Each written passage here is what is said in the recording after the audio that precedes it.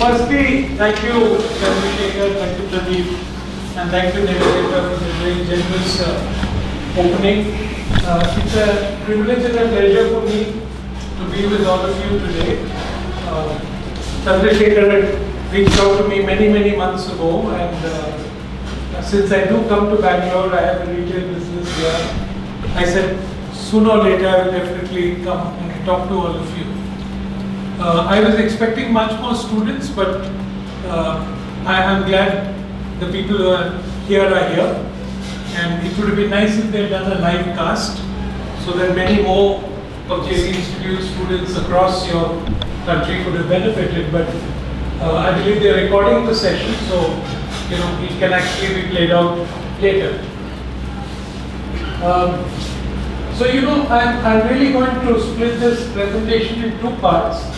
Actually, the presentation was meant to be only on leadership, but I got a request from Chandrasekhar that can I talk a little bit of fashion, because this is an institute of fashion, right? And so I think we actually put together in a very short period of time a presentation on fashion. So we'll begin with that.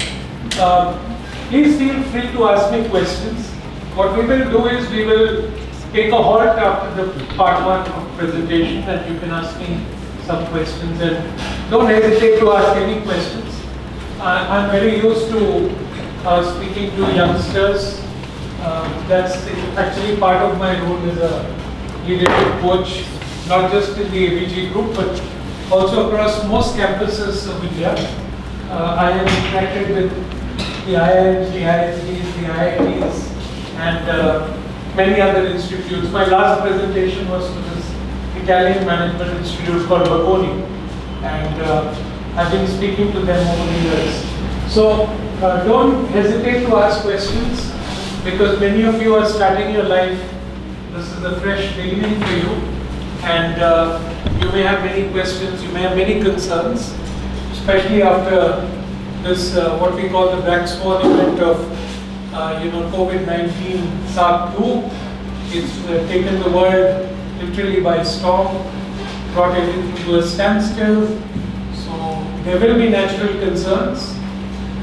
Companies are not hiring, so even more concerns. But I'm quite sure that we will put all this behind us. It may take us 6 months to a year, but things will be back. Okay, can you move to the first slide? So the structure of the presentation, as I said, part A we will talk about how fashion will evolve, and part B about leadership in crisis. So this is a very interesting stats. It's very recent, so it will be good for each one of you to understand what's happening. If you see the data on this chart, you'll see that the global apparel market has literally shrunk in this period between 2020 and what is going to be the state in the coming years. So global apparel markets have come down from $1635 billion to $1280 billion. So that's a drop of 22%. That's humongous in any particular year, because the world has only seen an upwardly moving trend in the last 2 decades. It's never seen this kind of situation. Of course, the consumption is expected to reach a pre-COVID level over the next couple of years and then continue to grow. So we are projecting a 3.5% CAGR. That's a compound annual growth rate over the next 4 years. We are at 21 now. So we expect that by 2025 we may come to a level of 2007 kind of number in terms of the overall market for global apparel market, which is what concerns most of you. I know that some of you are doing jewelry design, or some of you are doing interior design, but for the people who are in fashion, global fashion and apparel, this will have a great bearing. And $2,000 billion, which we are talking about $2 trillion, it's a very big industry. It's a huge industry. One of the biggest industries in the world is the textile and apparel industry. So, in a sense, you are in the right place, because you're not in an industry which is small or minuscule. You're in an industry which has clearly got huge global footprints. So So you are in the right place. You got to make sure that the industry starts picking up positively, and therefore there are good opportunities for going ahead. Does anyone know what is the population of planet Earth? Did you say? Yeah. About 7.3 billion. So imagine in a world of 7.4 billion people, 3.4 billion people are engaged in this industry. Which means we are talking about roughly more than 40-45% of the global workforce in the world.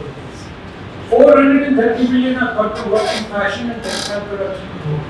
So global workforce is about 40-45, and almost I would say an eighth of it is the textile industry. So 430 out of 7 billion is what is the percentage? Roughly about how much is it? 5%? Roughly 5%. So 5% of the global workforce is engaged in this industry. This roughly means that 1 out of 8 workers in the world is involved in global fashion. That's huge. Type of work ranges from sewing machines, farming, processing, textile, weaving, finishing, supply chain, the last mile connect, and so much more. Forestry also, not just farming, it includes forestry because like pulp operations is entirely forestry. And what is interesting is that much of this workforce is in Asia. So, and even the growth in the future years, when you see that 3.5% CAGR growth, most of it is coming in Asia, not in the Western developed world, not in the US, not in Europe itself. Excellent. The fashion industry, if you look today, over the last many years, has focused much around China. As you all know, China is a global force to reckon with. The COVID pandemic has, one would have thought, would have set them back a lot, but it hasn't. They bounced back very fast. Almost, if you look at Bangladesh, you know, it's a country which is a fraction of the size of India, but it has an apparel industry which is bigger than India. It's something which they can be really justifiably proud of. 25% of Bangladesh GDP comes from the apparel industry, and 80% of exports of that output comes from ready-made garments. It provides employment to 20 million people. So, a good percentage of people living in Bangladesh are actually employed by the apparel and garment industry. China is, of course, the largest textile garment producer in the world, 7 times the size of Bangladesh. But between the two of them, they now account for almost 40-45% of the global apparel business. And India is not left behind. Despite all the advantages India has, it has got left behind in the last several decades. So, I'm going to ask this question to you guys, and any of you can respond. What do you think the industry will look like? What are going to be the major trends, themes? Anyone can answer. I'm Deepa. I'm not sure, I'm just taking a guess. Don't worry. You're not sure about whether we are alive tomorrow. I'm hoping it would move towards more customized fashion rather than mass production. Excellent. Yes, you're right. It will. What else? Okay, anyone else? Come on! It's a bright group of people. My name is Nausheen, and I think people will more focus on sustainable and ethical fashion. Excellent. Absolutely. Thank you, Nausheen. And thank you, Deepa. Anyone else? So we have two things, customized clothing, and we heard about sustainable clothing. Anything else? So the trends that we see going forward is fast fashion, athleisure, eco-friendly and sustainable, as Nausheen said, customized fashion products, as Deepa said, and fashion going digital, which is partly what you mentioned. It's really, that's the future, that everything moves digitally forward. And of course, a huge slew of diversified products. So this is really the way we envisage the future of fashion to be. We're talking about 5-10 years, we're not talking about 20-30 years from now. So it's a period which will be relevant to all of you as you finish your education and you go out into either doing something on your own or working for a corporate. What is the difference today? When we talk of fast fashion, what are we talking about? So, we really have presented you here with two perspectives. A snapshot of what was yesterday's closet and what is going to be today's closet. So apparel is a durable item in the context of where we are today. Seasonal shopping to fill gaps in wardrobe and replace worn items, which is the way it has been for the last couple of decades. And wardrobe is mostly practical staples with a few special occasional items. I mean, this is the way I have grown up, this is the way, a generation before me or the one before have grown up. But there is going to be a big change with the millennials now. And what we see is the trend today's closet is that apparel has become a disposable item. So it's not that I want my shirt to last for 10 years. In fact, now today, the young people will probably not wear a garment for more than a couple of times and they'll probably dispose it off. And it's no longer about seasonal shopping, it's about all occasion-led shopping. Buy now, wear now, shop to capture bargains, chase trends is what the millennials are doing now and also the Gen X is doing. And wardrobe is abundant, eclectic in features, many impractical, infrequently worn items.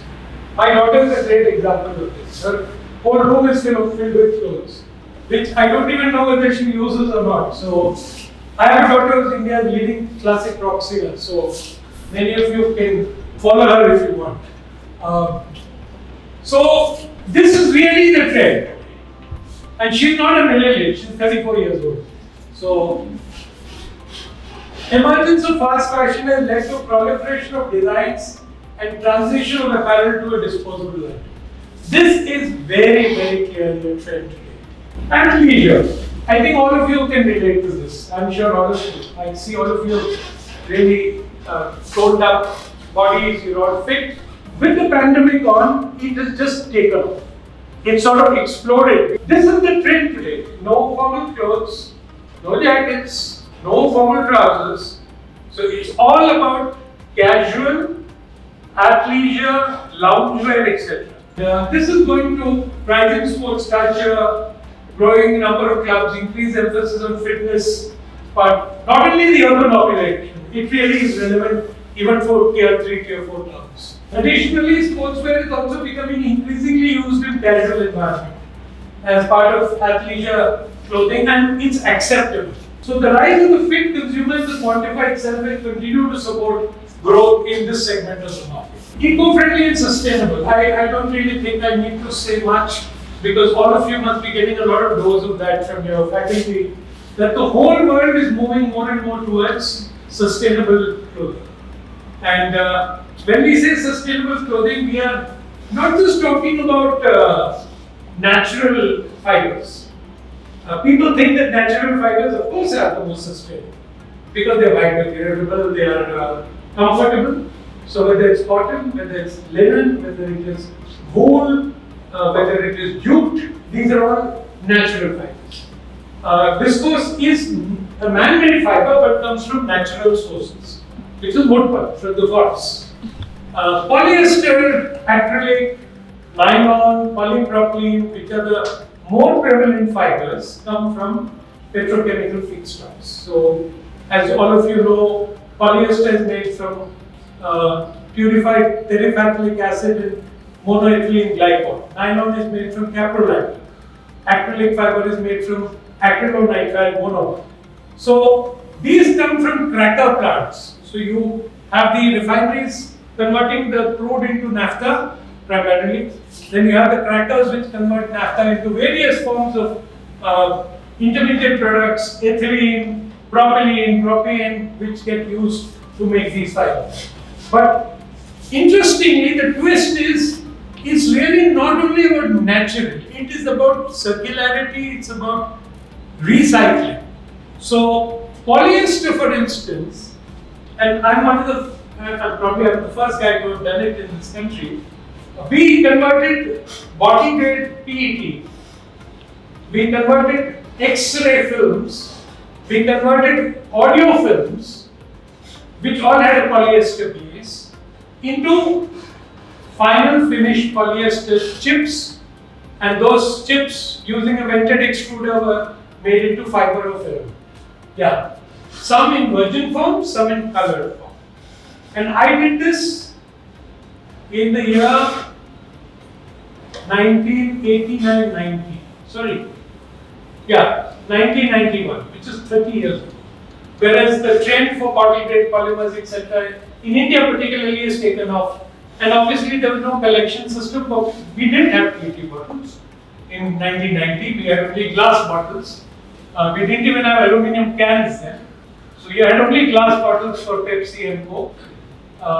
We used to import used PET bottles all the way from the US West Coast and East Coast to Chennai. I had a factory in Chennai where we used to convert it into PET bottle grade chips and then extrude it into fiber. And interestingly, when we used to use audio tapes and we used to use video tapes, we could recover silver and gold. So we could recover 99.9% silver and gold from the refineries we set up to recover from these films. So, but today the whole scenario has changed. Early adopters of recycled materials and organic cotton usage in apparel is a trend. Commitment to use fair trade certified factories. A good example of this is Patagonia. You must have heard of Patagonia, all of you.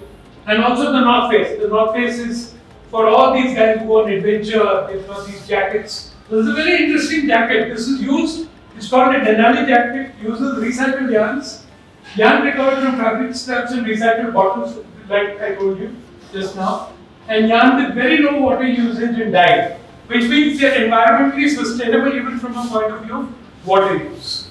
And so there is a rising need for eco-friendly products, and apparel companies are fast embracing this trend. Customized fashion products, Deepa talked about this. This is going to be the trend of the future.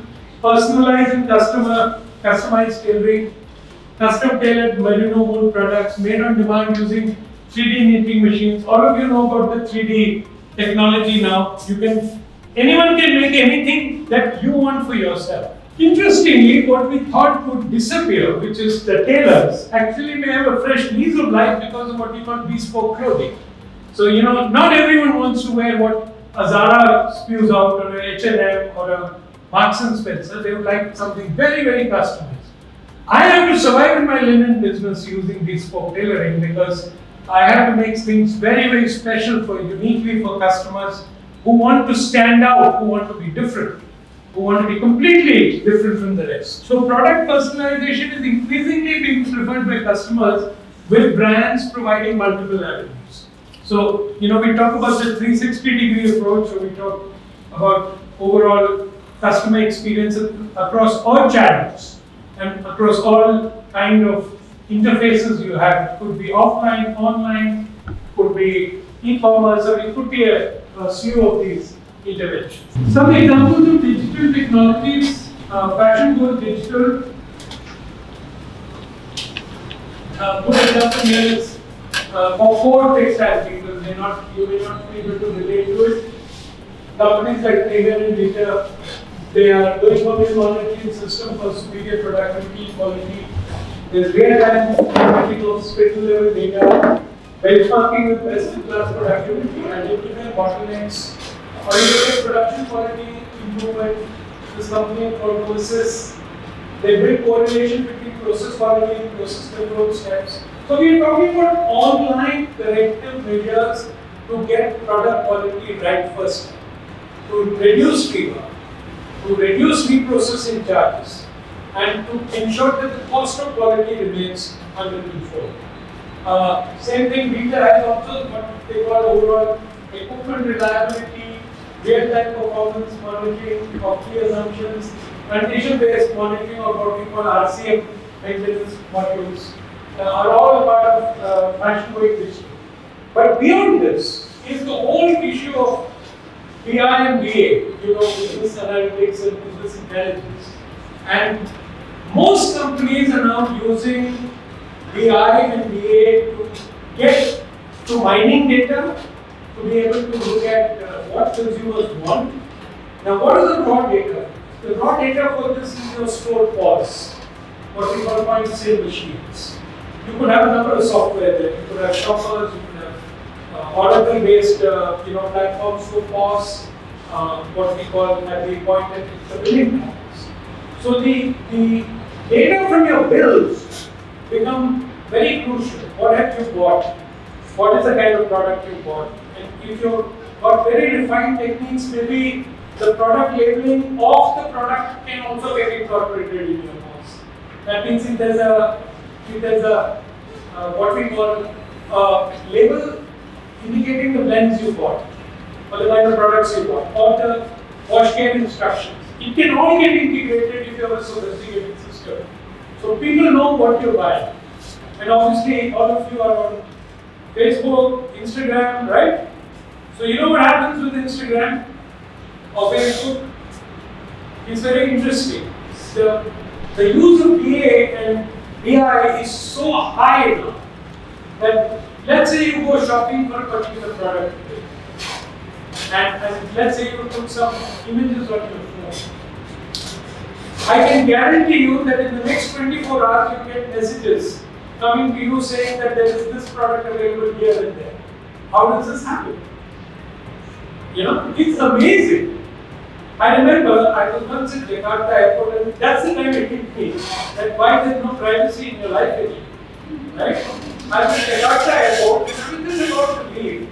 And I normally have this thing that I ask my daughter always, would you like something from here? Now, she will never bother. She'll say, yeah, Dad, I'll tell you. She never does. But on this occasion, when I was leaving the country, she called me and said, Dad, can you get me some bags?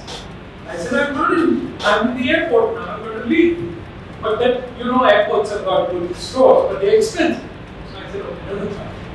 So I went, clicked a few pictures of some lovely bags, ethnic bags, Indonesian, what you get in Bali and all that. So I sent her the pictures. So she said, okay, Dad, get this. So I picked it up for her. Expensive.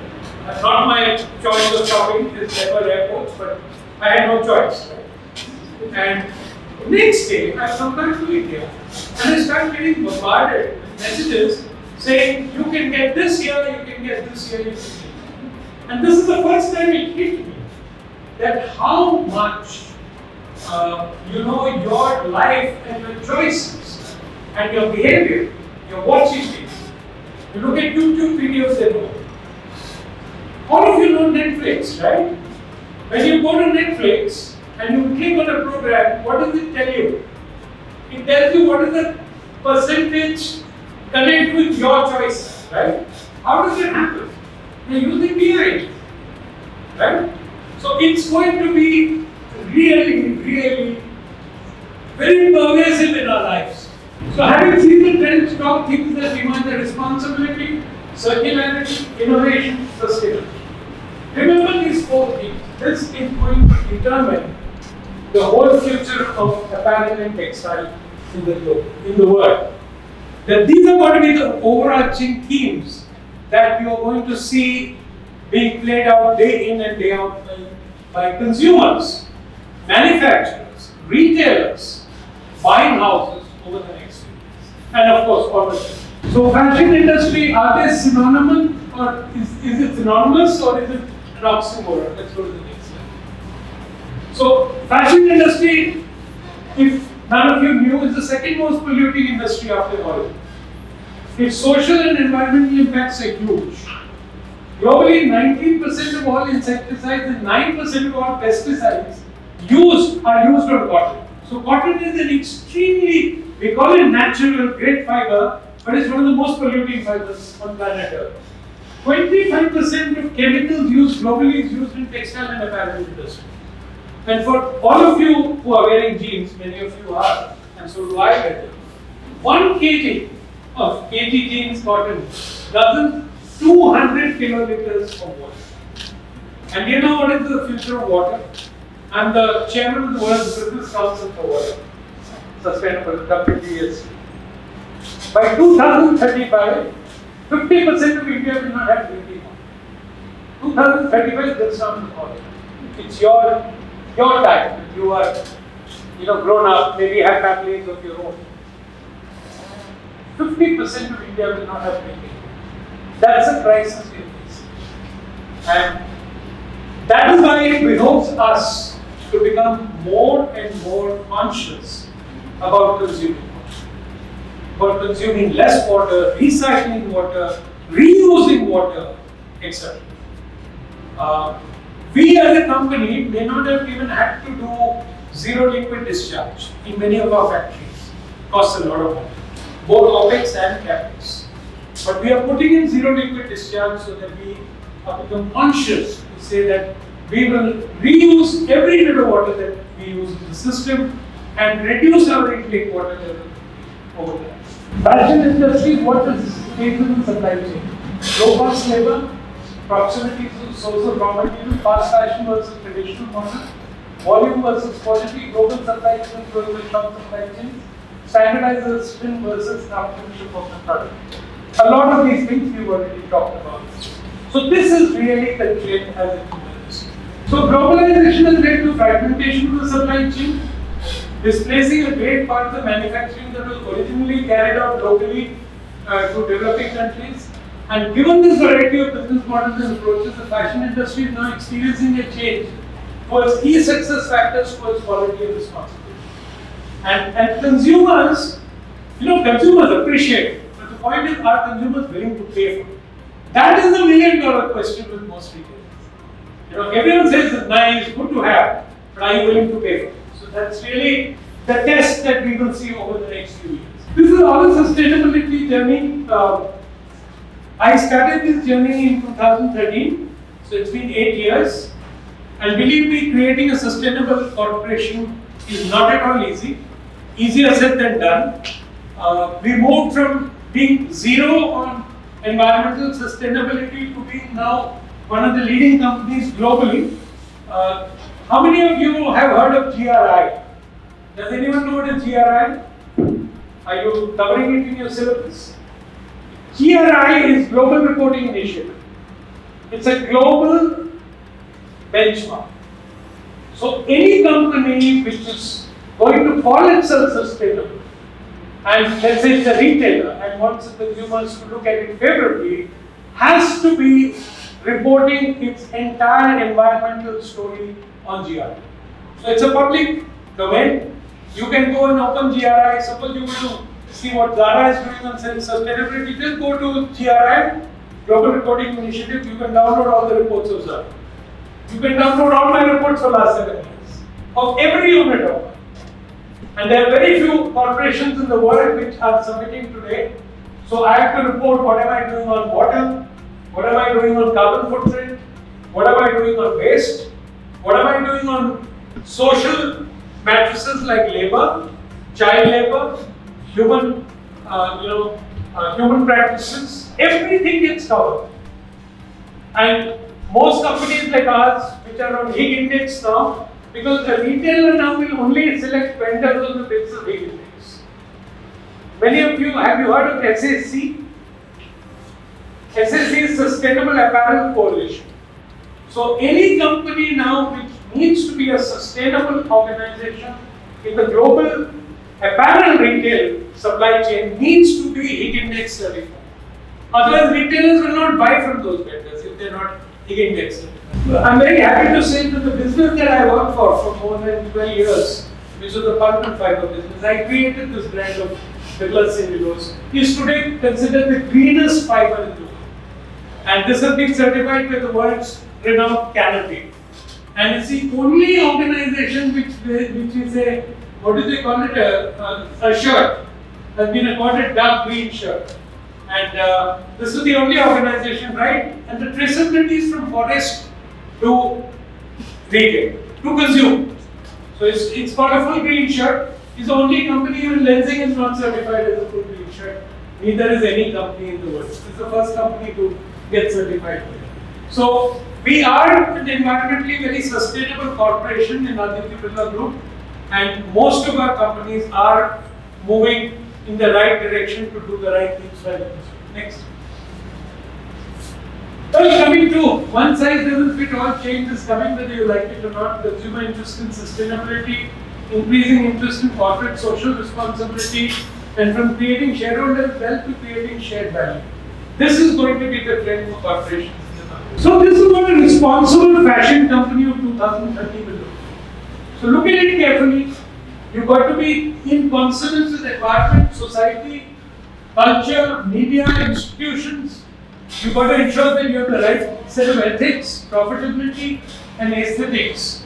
All this will combine together to create the most responsible fashion company going forward. And to conclude, just like the power industry or the automobile industry is going to electric vehicle, power industry is going to green energy, fashion industry will embark towards green fashion, which is nothing but sustainable fashion. And organizations that get it right are the ones that will make a difference, survive and thrive. So if I have to capture this whole essence of what I have discussed with you today, what are the positive messages? How companies that are going to survive and thrive need to walk the talk.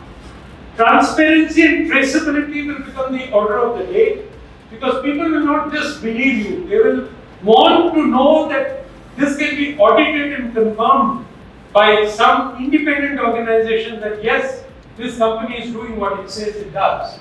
Accessible information, synthetic and interactive, credibility, relevance, storytelling, courage, simplicity, emotion. These are going to be the values around which we are going to see the best companies come out as sustainable, innovative, responsible companies in the years ahead. This is something I do all the time because I'm a leadership coach, and I talk to a lot of groups of people, and particularly young students. So this is all about leadership in crisis.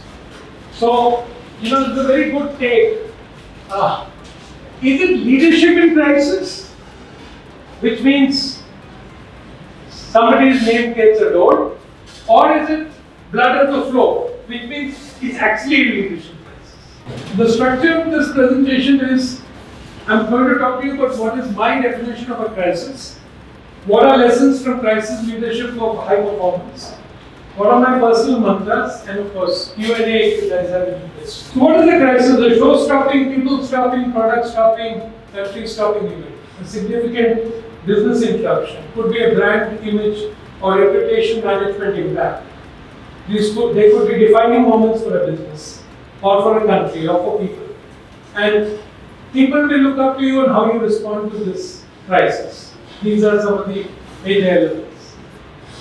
What I think are 5 leadership core competencies in a crisis is agility, communication, courage and perseverance, credibility, and emotional effectiveness. These are the qualities which come to fore in a leadership crisis. Believe me when I say that the COVID SARS-19 is one of the biggest black swan events to have ever hit planet Earth. I cannot remember, and I don't think even our previous 2-3 generations would have seen an event like this. So we are not fortunate that we have gone through an event which has brought the world to a standstill. In fact, there were 2 months in this last year when the entire planet Earth virtually came to a stop. And it did not differentiate between the rich and the poor. It did not differentiate between the rich countries and the poor countries.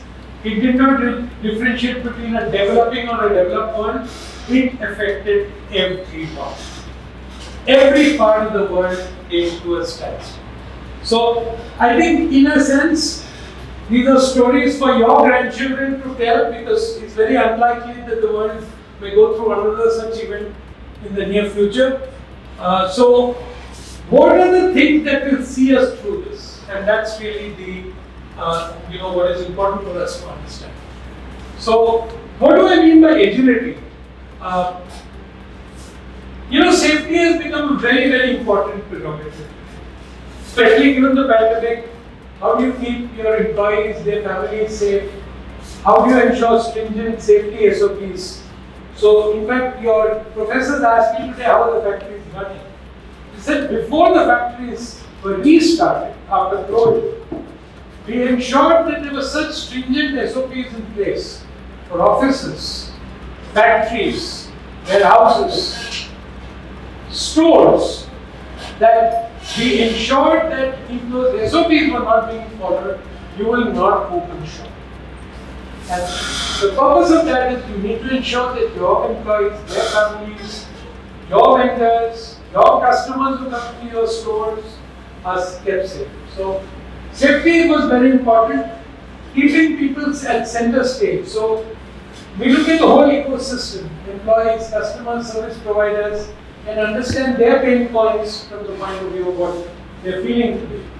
Experiment and learn rapidly by experimenting frequently, making safe to fail controlled experiments. Remember one thing, as you go in life, go through life, there are people who will say, I don't want to try it. I don't want to, because I'm scared I'll fail. But I think the right attitude is try something, even if you fail. Because, and then learn from that failure to make sure you don't repeat the same mistakes again. Because if you, there's a saying in English, nothing ventured, nothing gained. Many of you would have heard it, right? And that's really true. Nothing ventured, nothing gained. But there's another saying, there is no gain without. Yeah, that's right. Good. Remember that. Okay. All right. People aren't afraid of failure. They are afraid of blame. So never blame. If you are a supervisor to somebody and you are giving them the empowerment to try and experiment, always make sure that you encourage them and just ask them to learn from even a failure. I don't know whether you people have heard this story, but I would encourage all of you to go to my YouTube channel. It's under my name. You will see a lot of leadership videos there. It is one very good example I'm fond of talking about. You know, when Abdul Kalam was in the space agency, he had a boss. And they had one of the biggest rocket launches. I don't know which one it was, GSLV or ESLV, I don't know which one. Everything was set, years of effort had gone. And the launch took place, and within a few minutes the launch failed. For whatever reasons. The boss took the entire blame for the failure. He did not pass it on to Abdul Kalam because Abdul Kalam was the project head. But the boss took the blame. A couple of years later, when they had the relaunch, I think it was GSLV, and it was a great success. Everything went well, everything went well. This boss gave the entire credit to Abdul Kalam and his team. So, this is the kind of behavior we wish to see in leaders of people. Empower people when they make mistakes, but at the same time, don't discourage them from making experiments, because then you will never have creativity, you will never have innovation, right? Next. Can you see the difference between these two? It's very topical. Have you seen the leadership styles? They're like chalk and cheese, right? One guy is an absolute autocrat, whereas the other guy is become, over years, an extremely participative decision maker, politician, etc. Very important to understand why some shine and some fail. And some shine and some fail, but they take the whole set of their shareholders with them, stakeholders with them. Be courageous and mentally tough, communicate. One of the important things about good leadership is unconditional honesty and trust. Be authentic and emphatic. Don't try to copy anyone else. Be yourself. And if there are chinks in your armor, figure out what those chinks are and try to overcome. Understand and fall in love with we, not I. And that's very important because the world going forward is going to be more collaborative. It's not going to be about me alone. It's going to be about how we work as a team, how do we work as a community, how do we work as a structured society. You can imagine, the classic example of this is in front of you. Do you think that we can face the COVID pandemic alone? So what will it take to overcome the COVID pandemic? Is it a family? Is it an individual? Is it a community? Or is it the entire communities of human beings have to come together to overcome the crisis, right? So that's exactly the message that we're talking about today. And this is true notwithstanding the pandemic, right? And impressions matter. Your values will always get displayed. We think sometimes as people in power that we can do whatever we want, as we see many of our politicians do. But the reality is, at the end of the day, everyone is watching. We cannot ever think that we are not being watched. And there is always people who are observing every move you make, particularly of leaders. And I think it's very important for us to see that we not only walk the talk, we display authentic behavior, and we always show kindness, humility, and compassion towards others. Those are the things that will matter going forward. Be careful of the pitfalls. Avoid obfuscation, avoid playing the blame game, avoid complaining. Take responsibility for yourself. Even if it doesn't involve you, you can do what you can do to change the situation around you. Nobody else can, only you can, so you should work with it. Next. Courage and perseverance. The only true measure of courage is perseverance under pressure. You'll see that some people do very well in normal circumstances. But the best way of testing their leadership quality is under stress. How do they behave under stress? Many people crack up completely. They don't even know what to do. They lose total bandwidth to do anything. So I think true leadership comes in a time of crisis when there's so much pressure on you and you are expected to lead and make the right choices. And that is the true test of leadership. So you persevere when you show courage in your attitude, be diligent, put in maximum effort, demonstrate endurance, be resilient, set goals and have a vision on what to do. There is a saying in English, there is no substitute for hard work and commitment. So what we say, it's not 99% inspiration, but it is 100% perspiration. And that really is commitment and hard work. So no matter what you do, it reminds me, once my daughter came and said, Dad, I want to make money. So I said, good, work hard, make money. No, I want to make money without working hard. I said, that's not possible. You got to work hard, no matter what you do. Whichever stream of life you choose to undertake, you've got to work hard. So it's not about inspiration, but it's about a lot of perspiration. Build credibility. Earn respect with what you do. Let people see you as sincere and authentic. Avoid being judgmental and keep all your commitments. And certainly do not stretch the truth. Emotional effectiveness, what does it take? Be balanced. Most important, be patient, remain calm and composed. Think before you act, and when you can't decide, take time to validate. These are very, very important in what is becoming more and more important in leadership, which is emotional maturity. Very important. Easier said than done, but it really takes a lot to become emotionally mature. It takes a lot of discipline amongst us. So these are my 10 commandments. Now you will have this copy of presentation also. Maybe you can keep it with you. Look at it. Have a crisis management plan. Communicate openly, honestly. Set a level down. Be brave. Be agile. Be action-based. Have a crisis management team because you can't do everything alone. Practice, train, and huddle. Have one voice. Be compassionate, and lastly, do not blame. If you have a failure, accept it and move on. That's it. All of you know what is VUCA, right? If you didn't know, here's the definition of VUCA. You'll hear this word a lot of times. The VUCA word is volatile, uncertain, complex, and ambiguous. Now, VUCA word did not exist many years ago. But practically now, we are living consistently through the VUCA word. So it is not just the COVID pandemic, even a few years before it, have experienced large volatility in the markets. Whether it's commodity prices, whether it is oil and crude. All of you know that oil prices went to negative. Do you know that? It was negative. That means somebody had to pay the petroleum companies had to pay somebody to take away crude, right? Who would have thought that was ever possible? But it did happen. And it happened before the COVID crisis. It didn't have anything to do with the COVID crisis.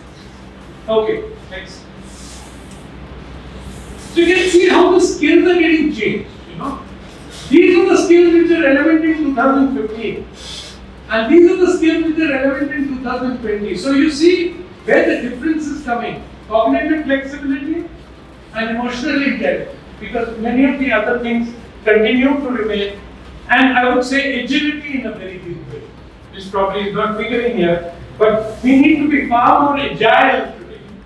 And maybe it's getting covered under cognitive flexibility. But you need to be agile. While results are important, so is the process. All of you have seen the movie Pearl Harbor? Have you seen the movie Pearl Harbor? It's about the Second World War. It's about how the Japanese hit the American naval base in Pearl Harbor, which is in Hawaii. Right? If you see, it was inconceivable that the Japanese could bring their flotilla of ships and submarines all the way from Japan to Pearl Harbor, which is in the Hawaiian Islands, unnoticed, undetected, and launch a full-range attack on Pearl Harbor. So it was not about the outcome or the end result, it was about the planning and the process which made Pearl Harbor a great success for the Japanese. Of course, the fact is, they had to pay very heavily through the atomic bombs in Hiroshima and Nagasaki as a consequence, but the fact is that the attack on Pearl Harbor was completely a success. They wiped out virtually the entire American fleet at Hawaii. Every crisis is information. Leaders write the wave of change and create the change. And therefore, a crisis is a good period for leaders to emerge. That's why we say don't waste a crisis. Next. So what are the major changes? Global reordering, power of big data, like I said, artificial intelligence, machine language, Internet of Things, redesign business models, because business models are changing every day. You know, who would have thought there will be a service like Dunzo? How many of you use Dunzo in Bangalore? I believe it's very popular. You know, a mother makes a nice dish and she Dunzos it to her daughter living somewhere else. Right? Inconceivable a few years ago. I've come to office, I've forgotten my charger at home, my wife Dunzos it. 30 rupees, 40 rupees, nothing. Right? So, business models are getting restructured every day. And really, the world is changing as we move. And many ways to manage and new ways to lead. And very important to manage and create happiness. And that's the way you would see good leadership happen. What is important is don't limit your imagination and take stretch goals. Only when you aspire high will you hit even somewhere close to it. You know, I must tell you this. Very early on in my corporate life, we went through a session with a very famous world company. I don't remember which one it was. It was one of the best companies in the world looking at development. So they have an exercise called ring toss exercise. So what do? They have pegs and you toss a ring, right? What is the purpose? You try to get the ring to go into the peg. Now, it's interesting, they don't tell you where to toss it. And that's where you see human behavior. So there are some leaders who want to toss it from 2 feet. There are some leaders who want to toss it from 4 feet. And there are some idiots like me who want to toss it from 10 feet. Right? So that shows your stretch of imagination. Okay. So the guys who are tossing it from 2 feet know they're going to peg it. Right? So they're not willing to take any risk. They're not willing to stretch them. So I think this is really what is the power of big data. As you use big data, you will find that there are so many opportunities for you to. We took up a very tough task. When we make acrylic fiber, we use acrylonitrile. The prices of acrylonitrile have been extremely volatile in the last 10 years. There are times when it goes up, there are times when it falls. Nobody can predict. We work with our big data analytics. We have a big data analytics team in the other development. We worked with them for 1 year to try and forecast this price of AC because The price of agent actually determines the profit of my business. If I don't buy right, I really get hammered, absolutely hammered, when the P&L comes out every month at the end. So there is a lot of power in detail. Next. Building a new business model. Persons who understand data analytics and understand the customers and their what we call customers journey. Without database going forward will be difficult models to be developed fast as they become irrelevant in a VUCA world. So it's it's not a static model, it's a dynamic model. We look at. And use the power of algorithms to test proof of concept. Very good example, 58% of Amazon is from third party. And can you imagine that Walmart is going to healthcare? Exactly what Steve said here. And that's really going to be the future. Next. How to develop new business models? We need to do it from within. We need to take a value chain approach end to end. The CEO has to lead and not just the digital head. It is not about mastering the business model, but it's about understanding the whole business nuances. Use technology to develop the cockpit, connect with end users and end customers. And voice of customer is very, very important. And what is very important in anything to do with data is have a single source of truth. Don't have multiple sources of truth because you never get alignment around the whole team. Next. What is happiness? Success creates energy, get right people in the right job, teach your people new skills, cross-functional task forces, make teams and facilitate new learnings, and leaders should develop a lot of their time for their teams to succeed. That is really the mantra for creating happiness in the years ahead. The seed of the future exists today. Seeds don't grow without human beings developing them. So that, in a sense, is taking off from where Shilpa started off today in the presentation. Next. Okay, this is really the sum and substance of my life's learnings. And I've already shared it with you, but I believe you can become great human beings, you can become great leaders if you practice these three qualities. Being mindful, listening intently, and suspending them. To me, these not only make you great human beings, they will also make you great leaders in the years to come. But all these are different. I could give you n number of examples of this, which I don't have time for today. But if you go through my YouTube videos, you'll find answers to all. There are many, and of course LinkedIn. I've got probably more than 1,000 videos up on LinkedIn. So go through that and practice this. It will make you a better human being. It will make you a better husband, a better wife, a better sister, a better daughter, a better son, whatever. Practice these three things every day. Next. So in summary, all that I've talked about today, this is the new reality. Create your own momentum and energy, plan for the unplanned. Remember health is wealth, so protect yourself, stay safe, stay blessed, and stay safe and happy. I think that's the last one. Yeah, this is one of my bosses in the past. He said this to me, so I recorded it. A leader creates a vision and sets milestones. A leader brings change to the mindset of the group, motivates and supports the group to deliver superior performance by setting his or her own example. He's an MIT graduate.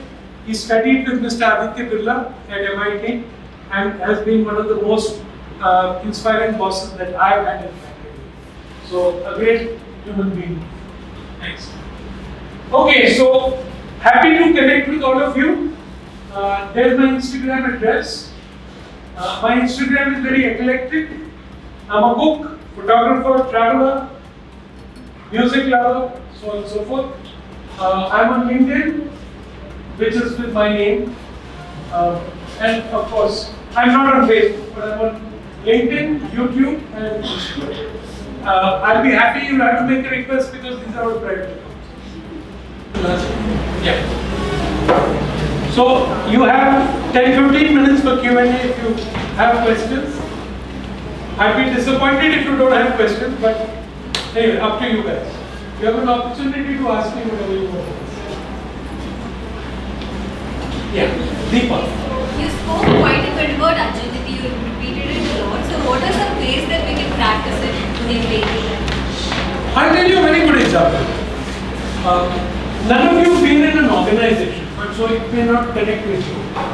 But many times, and I'm sure my friends here, the faculty have been.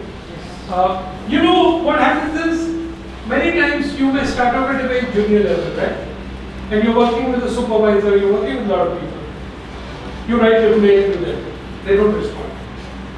You write a mail to your boss, she doesn't respond, or he doesn't respond. You try to look at escalation, you write a book mail to the boss's boss, they don't respond. So what does this really show? It shows the complete lack of responsiveness, right? Now, make it a point as you start your career that you will remain 100% responsive no matter who writes to you. So for me, throughout, now this is, I'm at the end of my career, 39, 40 years, right? Never has it happened that even a peon, a telephone operator, a chaprasi or whatever, if they write to me, they get a responsibility. So that's what I mean by responsiveness. So it should become part of the corporate DNA that no matter who writes to you, it doesn't matter if he's not the managing director. It could be a telephone operator, or it could be a lift man writing to you with his problems, or becoming open to receiving feedback from it. So that's really, and that creates agility. You wanted to know how agility is created. Agility is nothing but timely response. So learn to be responsive, you will learn to be agile. You are in a decision-making position, right? Somebody sent you a note, he wants a decision because it affects his key areas, his key result areas. If he doesn't get a decision, he cannot take the appropriate decision, he cannot start the action. So you have to be mindful. Again, the thing about mindfulness, that you have to put yourself in his shoes, which is empathy, right? And say, why is he pushing you? You may get irritated. You know, why is this guy who's so junior, why is he writing to me 10 times saying, please clear this proposal? Because it matters to him. And you've got to be sensitive to it. And that's agility. When you are sensitive, you're empathetic and you respond. Did you get the answer? And this is true not just in your work life. It's true in your daily life. It's true with your siblings. It's true with your parents, friends. The more responsive and empathetic you are, the more you will have closer and better friends and family.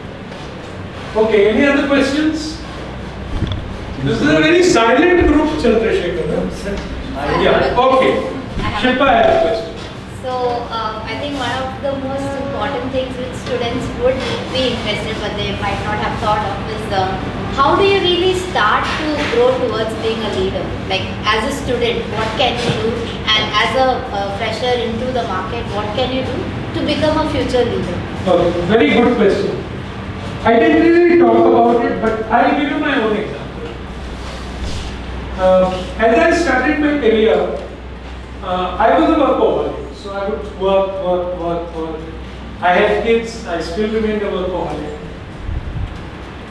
I took changes in my career, and the difference I see between what I did and what people do now is now when somebody comes and asks for a change, they want to know what is going to be my salary, what is going to be my job band, which city am I going to be in, is it going to be comfortable for me and my family? Unfortunately, in our time, we just got marching orders and we just marched. Also, I never ever asked in any of my changes, first 10, 11 years of my life, that are you going to give me a raise, you're not going to give me a raise. So what happened as a result was two things. One is I took change to build my knowledge and my capability. So within a period of 8 to 10 years, I had enough knowledge gained by just taking on opportunities and soaking it like a sponge to be able to take a CEO's role in 10 years time, which normally even 20, 30 years you won't get done. Because when somebody interviewed me and he understood this guy knows about manufacturing, he knows about marketing, he knows about branding, he knows about new product development. So, These are qualities I will not get in a person even after 20, 30 years, right? So become a sponge, take up learning opportunities, everything else will follow. In my case, everything followed. So I say that don't keep seeking for the monetary or material benefits. More importantly, try to learn and develop your skills and capabilities so that you become valuable. And it's very evident for people to see. Any sensible guy who's recruiting knows who's got stuff and substance and who doesn't. And what I'm talking about is not superficial knowledge. I'm talking about in-depth knowledge. That means even if you've been on an assignment for 2 years, that 2 years can be 10 years also. It depends how you play the game. So that's my advice to you. It's a very good question. I'm not saying don't worry about other things, but I'm saying other things follow. The first is learning. That's critical. Okay? Any other questions? So Murali, Yeah. you mentioned storytelling in part of your Yeah. presentation. I would like to know from you and on behalf of all the students, why storytelling is so important in today's world. It's a very good question.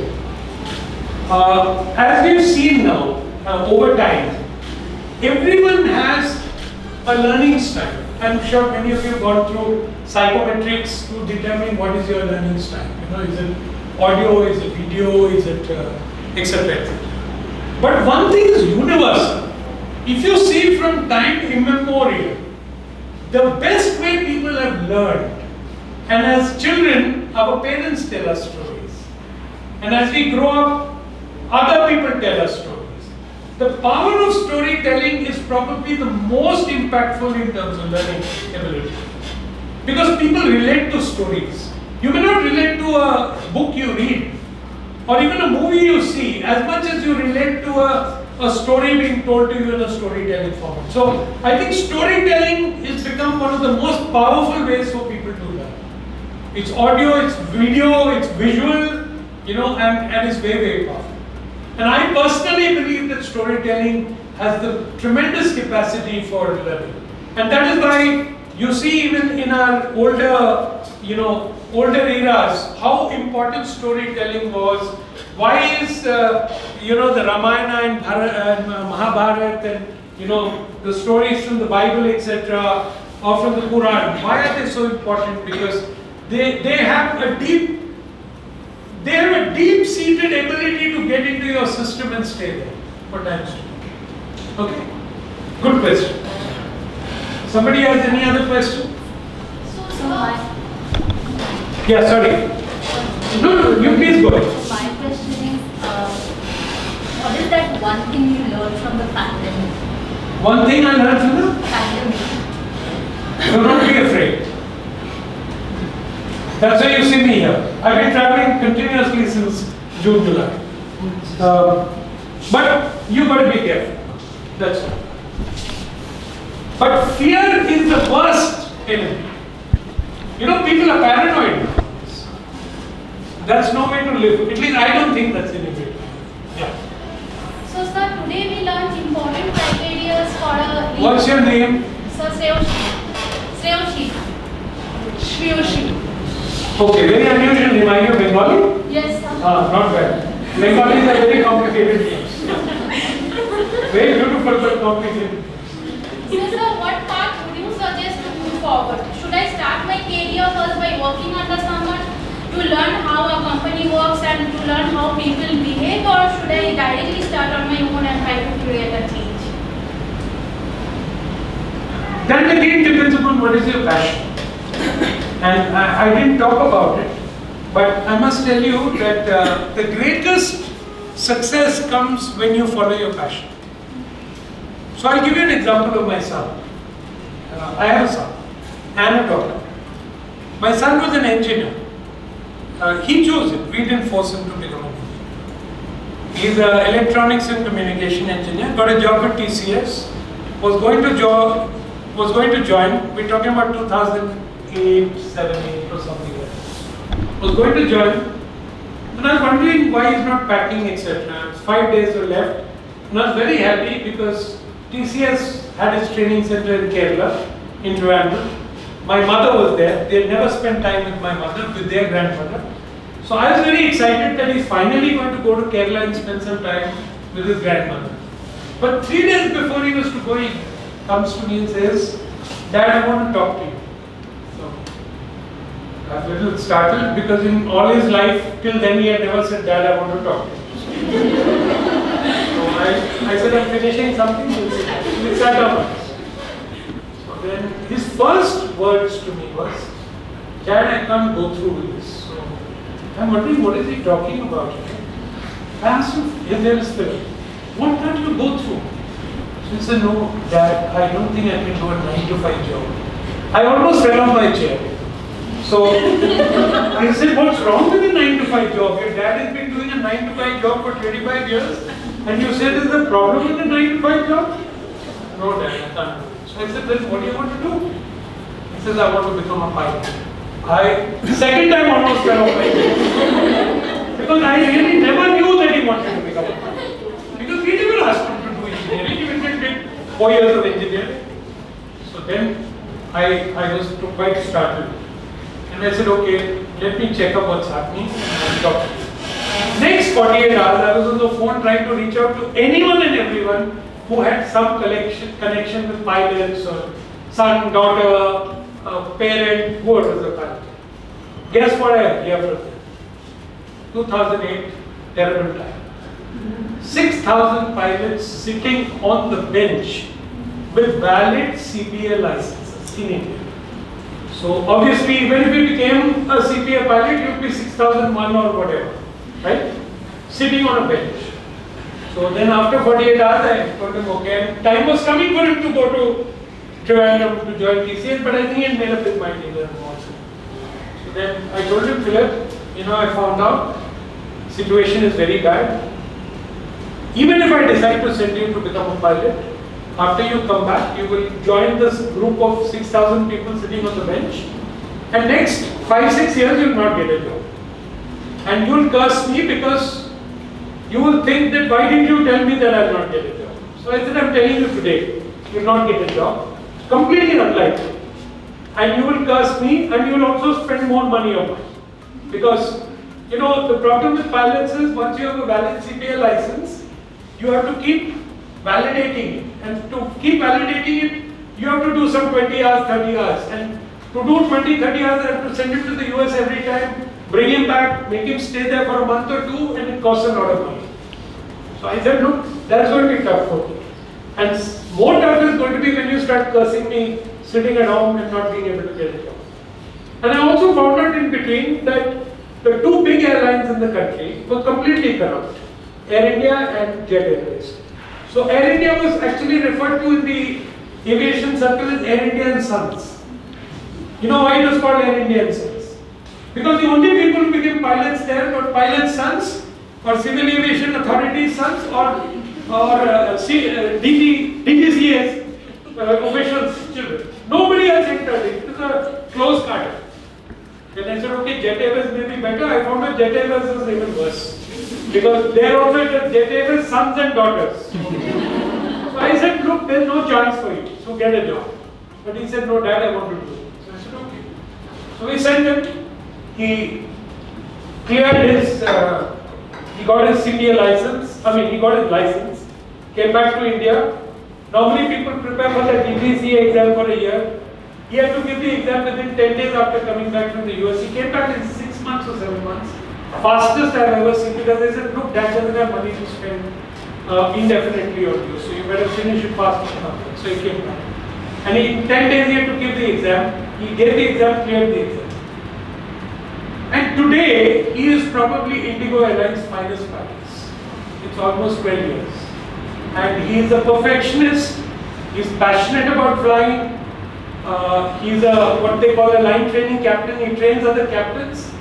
Soon to become a simulator instructor. So probably one of the best pilots in the country today. And all he did was pursue his passion. So that's why I'm answering that question. That you want to do what you want to do is what you got to figure out first. What you want to do. Suppose you say that I need to know how the business functions, how this industry functions. I go and work with somebody. whom I think I can learn from. You know? And then be very calibrated that I'm doing this to learn how, what's the tricks of the business, what is it that I need to do, and I'm very clear in my mind that I want to go and do this on my own later. So it is your decision on what you calibrate, right? So ultimately knowing your passion, each one of you in this room, the most important discovery for you is what are you passionate about? I tell this to all students everywhere. Even when I was running schools and colleges, as part of my responsibilities as a unit head, I used to tell them, find out what is your passion and follow your passion. The chances that you'll have a happy life and a very satisfying life is when you follow your passion. And what I've seen is anyone who follows their passion excels. Same is true of my daughter. She's a very bright girl. I thought like everyone else she would go into an MBA and a good B school and Ivy League, but she didn't. She didn't want to. She wanted to become a singer-songwriter. So she's probably one of the best. Because she's totally passionately focused on what she wanted to do. And she hated work. She used to come back home and cry, saying, Dad, I can't do this 9 to 5 or 9 to 10, whatever time. So, yeah. So I think follow your passion is my advice to all. It will give you happiness. So like my story is kind of similar. Even I am an engineer, father was an engineer, so he told me to do engineering, and then at last I told him that I can't go on with this. Very good. So you covered part of the journey, now you got to figure out what you want to do. Yes. Very good. But follow your dreams and follow your passion. You'll be very happy. Okay? Any other questions? Do go and look up my YouTube videos and LinkedIn videos. You'll find many, many interesting things there to look back on. Sir, on behalf of students, see, often people will mistake for boss and the leader. Since you are a successful leader, I want to listen from you. How do you differentiate the boss in terms of leader? No, I think, if you follow many of the things I said there of good leadership, one is you've got to be authentic, you've got to be really caring, which means being authentic is also being caring. You're not putting on a mask, you're not pretending to be what you are not. And of course, there are different types of leaders. So with me, right from the beginning of my career, anyone could come and talk to me. My young colleagues who work with me, they come back home with me to have dinner with me. So it's very different. Everyone has a different style of leadership, but becoming accessible, becoming empathetic, being kind, and encouraging people to experiment and fail. These are some of the good qualities of leadership, apart from being mindful, being, listening intently, and being non-judgmental. Those three are key. If you remember those three, you will become definitely a good leader and not a boss. Okay, is that it? Anyone else has any residual last question? No. He looks tired. Okay. Okay, bye then all of you. Thank you. I must thank on behalf of everybody the kind words you have taken time out of your busy schedule, which is also because today we need leaders to come down, speak to the generation next. I think we are greatly thankful to you, sir. And on behalf of JD, on behalf of all of us, I would like to give a small vote of thanks which tells about our history. Again, I thank and great, sir. And most of us will follow you on your YouTube channel and Instagram to keep in touch with you. Sure. Thank you very much. Thank sir. you very much. Thank you all of you.